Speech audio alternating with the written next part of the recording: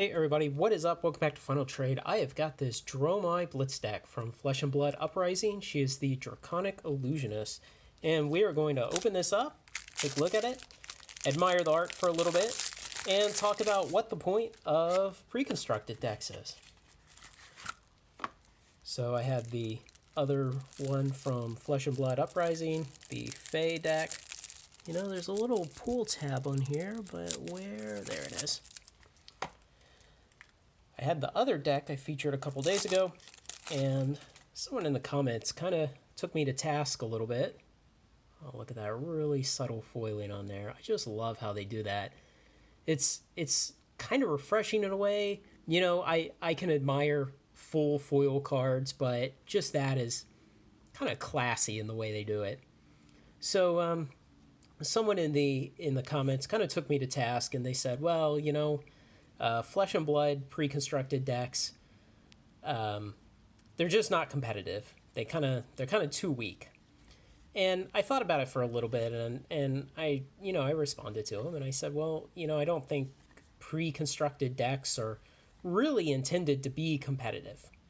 And then I thought about it for a couple days, and I decided to make this video and make that the topic of this video while I show these cards.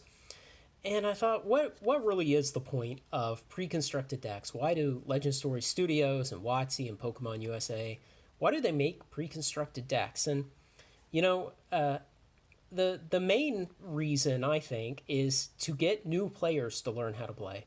Because nothing is more daunting for a collectible card game than telling someone, you need to buy a couple $100 worth of randomized booster packs, and then go build a deck, which you won't really know how to do anyway, and then go learn to play with that. And, you know, that makes it makes the learning curve to the game both higher and steeper. So learning to play is really the first main intention of pre-constructed decks.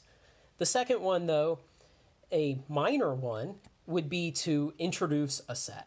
And so to show off the variety, the new mechanics, the new card styles, the new heroes, various things of a new set, to show that kind of stuff off.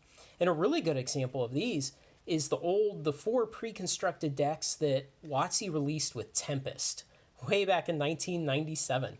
And if you look at the deck lists of those, there are very few cards amongst those four decks that had 4 copies of them in the deck. Most cards were 1 or maybe 2 copies. And so it really was designed around showcasing the expansion. And again, Tempest was a major expansion back when they did blocks. They would have a major, 320 or so card expansion, and then 2 minor expansions that were about 160 cards each. And so it was a way to showcase, in the case of those Tempest decks, things like slivers and licids and buyback mechanic and things like that were new to the game in that expansion. And really the third reason that pre-constructed decks exist is once those new players have learned to play with this pre-constructed deck, then you want them to be able to use it as a springboard into building their own first deck. And of course you don't want to put too many ultra powerful cards in the deck because you don't want to give away all the best value in a pre-constructed deck all the time. Now, I know there is where people will argue, but Craig, WotC sells challenger decks. Yes, WotC sells challenger decks. And yes, they're designed to be competitive, but WotC's own marketing material, the quote that I found in it was, they're designed to be fun but competitive at the local level. And so really competitive on a very small scale, competitive against the guys in your local card store. And, maybe you have a really great local card store and competitive against them would be a very high bar. But the reality is even WotC's challenger decks are not meant to be, you're not meant to go to large tournaments and have a hope of placing with them. And WotC kind of tested this back in the late 90s. They had the World Championship decks, and that's where all those gold bordered cards came from that you'll see once in a while. It's the old frame style of original Magic, but then it has gold borders instead of like silver for unsets or black and white for regular sets. And what they did for a number of years between around Ice Age and, oh, it went on into maybe like 2001 or 2002, is they would take like the four best decks from the World Championships, and you could just buy that exact deck with its entire sideboard as a pre-constructed 75 card deck. And so you can imagine, like, when we were back in high school, kids coming into the library in the morning to play Magic, and they would have one of those, and they would just wipe the floor of everyone else with it.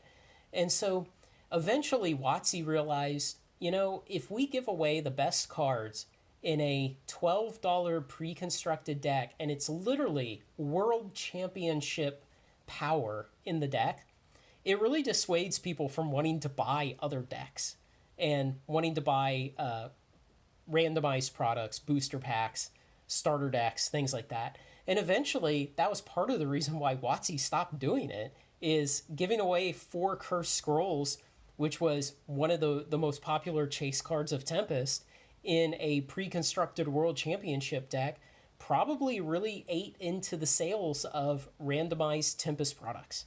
And so the idea that a pre-constructed deck should be competitive, well, not really. It could be very slightly competitive, and certainly a way you would maybe try to design them if you worked for one of these companies is you would make a competitive deck. You would look around, say, for Standard, for Magic. You would look around at what decks are competitive in Standard, and then you just water them down. You'd look at the total price of them, and you would keep watering down the cards until the EV of the deck was low enough, whatever you decided low enough was. Or maybe you would substitute rares and mythics for more uncommons and commons that were vaguely comparable. And so you weren't just printing up 30 or 40 rare and mythic slot cards and putting them in a pre-constructed deck. So I think that kind of rounds out what I wanted to say about this. Pre-constructed decks, mainly what you're going for when you sell a $12 pre-constructed deck for Uprising like this is you're looking to get players into the game, give them a fully fleshed out deck that they can learn how to play the game with. And then if it's well built, it also serves that springboard function to let them start building their own deck on top of by changing out cards one at a time.